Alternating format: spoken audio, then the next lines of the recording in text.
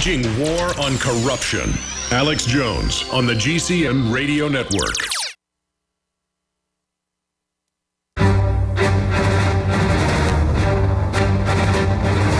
Big Brother, mainstream media, government cover-ups. You want answers? Well, so does he. He's Alex Jones on the GCN Radio Network. And now, live from Austin, Texas, Alex Jones.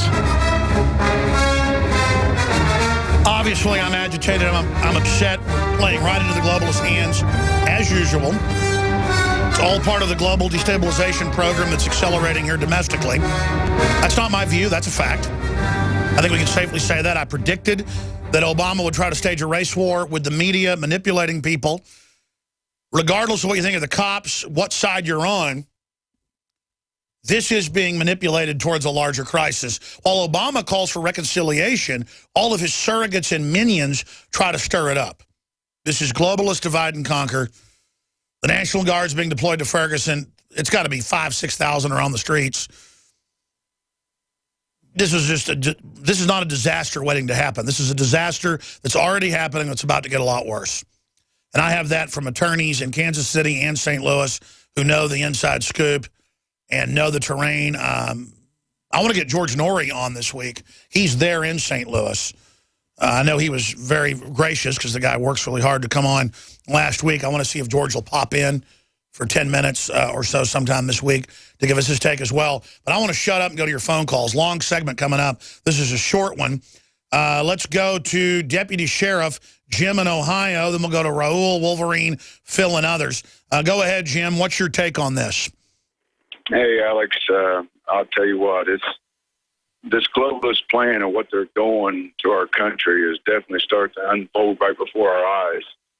And I must say, have you heard the story of the woman that was a spokesman for that officer on the radio this morning? No. Okay, she come on the radio this morning. I heard it on WLW out of Cincinnati. Oh, yeah, WLW, yeah. Yeah, they played her segment on there, and she said that when he rolled up on that scene, that these two gentlemen were in the middle of the road. He rolled his window down, and he said, for him to get out of the road.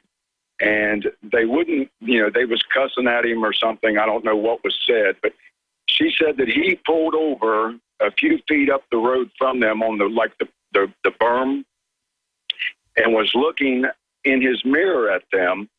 And at that time, he heard come over the radio about these suspects to be on the lookout for that had just robbed this store. Well, he looked in his mirror and he thought, my goodness, that looks like the suspects they're talking about. So he started to deploy from the cruiser, and this gentleman that got shot bull rushed him back into his cruiser. Well, I got to say, that fits with the bullet holes in the front. Remember, they'd all said his hands were up, and that and again, I don't think we know the total truth yet, but just entertaining this, they said the hands were up, and he was shot in the back. Well, he wasn't shot in the back, and the police were trying to shoot center of mass. Why would there be bullet holes in his hands unless he was running forward with his hands in front of his chest? Well, the story gets better because she said that this officer had said that there was a struggle inside the cruiser. The gun had went off inside the cruiser, and then these two suspects took off. Well, knowing now that he'd heard this felony call that had came out, now another felony has taken place because he's tried to get this officer's gun inside the cruiser. He deploys from the cruiser, and these guys are back off of him. And the story that he told was that, the gentleman that got shot was saying, "You're not going to do nothing," and he was yelling back at him. And the officer said that it seemed that he was on something. Now, I don't know. Well, I'll say this. Somebody email us at showtipsinfowars.com who this person is, the spokesman. I want to look into it. A lot of news breaking.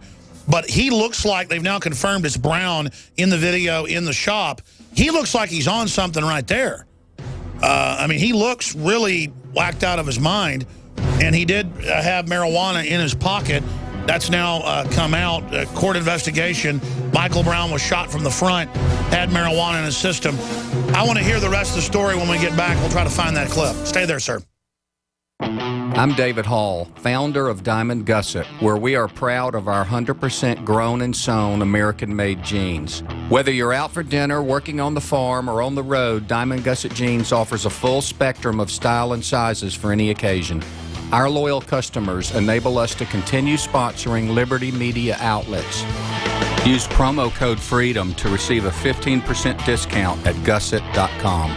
In Liberty, David Hall, Diamond Gusset Jean Company. Tell folks how you got introduced to Super Male, and then when Super Female came out, tell us what happened. After I saw such a huge positive change in my husband, I had to try it for myself. Talk about the effects. I feel great when I wake up in the morning. I have drive to go to the gym. I feel like I look better. I feel better. I feel sexier. I love it. Even if you don't believe in supplements, take the challenge. Get a bottle of Super Male, a bottle of Super Female. Check it out for yourself. Consult your physician. Visit InfoWarsLife.com today. This is life-changing. This is Alex Jones for InfoWarsLife.com. The latest in preparedness is now here. An electrically stabilized colloidal silver solution that can be added to both your home cabinet and preparedness pack alike. Concentrated to 30 parts per million in what has been dubbed the Survival Silver Solution. The new InfoWars Life Silver Bullet Colloidal Silver is the answer for you and your family. And it's entirely free of toxic artificial additives that are loaded into many products. The InfoWars Life Silver Bullet Silver is so powerful that it is concentrated into a 2-ounce bottle and is not recommended for extended continual use. This is not a low-grade formula. We are working with one of the top laboratory manufacturers in the United States to bring you the best form of colloidal silver using electrical processes within a base of deionized water. For your preparedness storage or your home kitchen, purchase your bottle of InfoWarsLife.com Silver Bullet Colloidal Silver today and find other amazing supplements at InfoWarsLife.com. I began to get into iodine a few years ago because it was helping me and my family so much get healthy and detoxify. Most people know that iodine deficiency has been a crisis around the world. Iodine is key to so many of the body's functions, especially the thyroid. I discovered a product being developed by Dr. Group. You now know it as Survival Shield True Nascent Iodine that your body can really absorb. Then, about a year ago, he said, listen, if you think this is powerful, I'm going to come out with rare earth, deep earth crystals. And the results that I personally have had have been life-changing. Nobody else has got iodine based on these pure crystals, ladies and gentlemen. This is innovating, and the best part is it helps fund Infowars.com, the radio show, the TV show, the whole media operation promoting true libertarian ideas. For a limited time, experience the ancient power of Survival Shield X2. Take advantage of this unprecedented 30% off Super Detox Special at InfoWarsLife.com. He's the T-Rex of political talk. Alex Jones on the GCN Radio Network.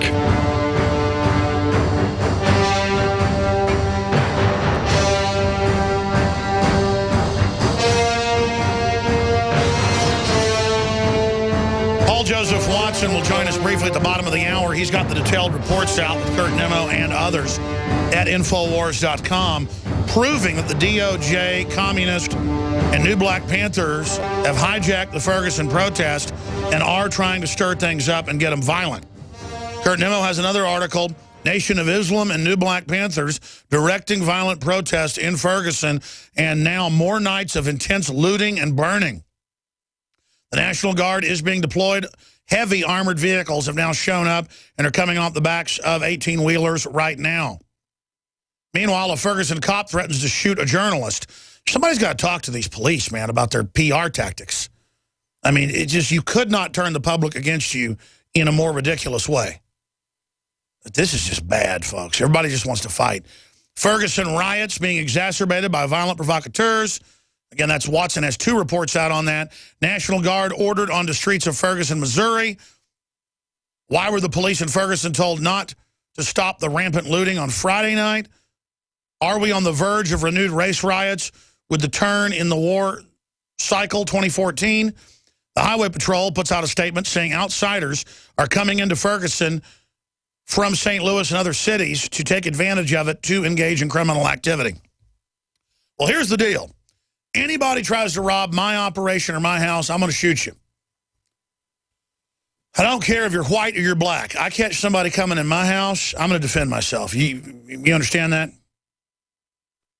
But the political correct folks are going to promote this and say it's okay, the looting and rioting. Well, they're just angry. You know, this is a new race war and a class war, and this is what you get because of the inequities out there, on and on and on.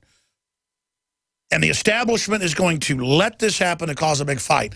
I want to go to Tom and Wolverine and Phil and Raul. I want to go quickly, but Jim is a deputy sheriff, and he was breaking down what he heard on the radio, and I've seen some of these reports as well.